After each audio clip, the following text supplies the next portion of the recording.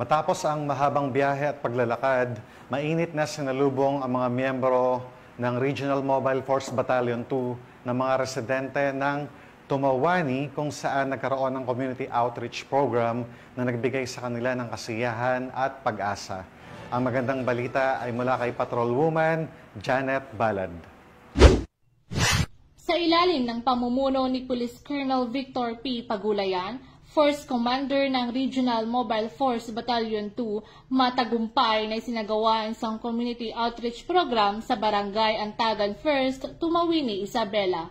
Katuwang ng RMFB2 sa nasabing programa si Mr. Florante Bailon, Pangulo ng Pagmamahal alay sa AGTA, at ang 201st Maneuver Company na pinamumunuan ni Police Lieutenant Marverick E. Bigares. Layunin ng aktibidad na ito na may padama ang malasakit at serbisyo ng kapulisan sa mga mamamayan, lalo na sa mga nangangailangan ng tulong at suporta sa komunidad.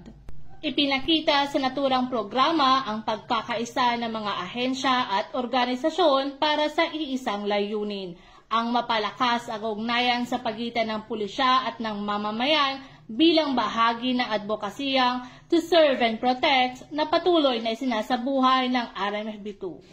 Mula dito sa Lambak ng Cagayan, ako ang iyong PNN correspondent, Patrolwoman Janet Balad, alagad ng batas, tagataguyod ng Balitang Pulis.